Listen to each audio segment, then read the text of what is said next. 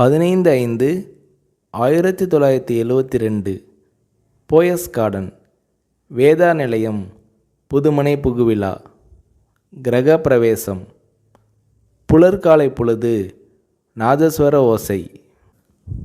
தென்னிந்திய திரையுலகின் பட தயாரிப்பாளர்கள், இயக்குனர்கள், கலைஞர்கள், கதை வசனகர்த்தாக்கள், திரைப்பட பத்திரிகையாளர்கள் என திருவிழா போல பெருந்திரள்.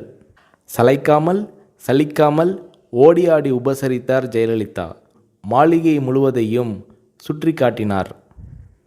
எப்போதுமே பத்திரிகையாளர்களை சகோதரர்கள் போல கருதும் ஜெயலலிதா அன்று ஒவ்வொரு அறைக்கும் அழைத்து சென்றார்.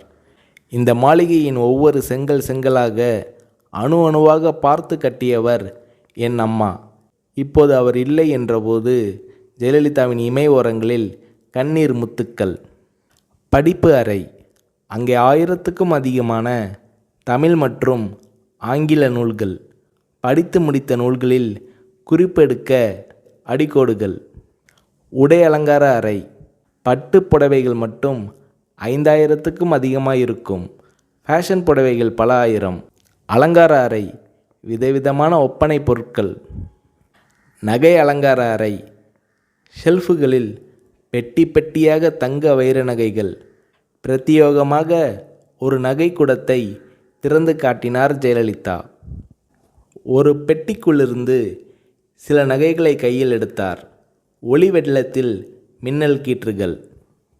இவை மைசூர் மகாராஜா என் முன்னோருக்கு கொடுத்தவை என்றார் ஜெயலலிதா. வரவேற்பு அறை. வெற்றி படங்களின் கேடயங்களும் பதக்கங்களும், அப்பா அம்மா படங்களும், ஜெயலலிதாவின் குழந்தை பருவ நடன அரங்கேற்ற படங்களும் வரவேற்பு அறையை ஒட்டினாற்போல் மிதியடிகளுக்கென்றே சிறப்பு அமைப்பு. நூற்றுக்கணக்கான மிதியடிகள். வீட்டுக்கு வேதா நிலையம் என்று பெயர் வைத்திருக்கிறீர்களே என்று இளம் பத்திரிகையாளர் ஒருவர் கேட்டார்.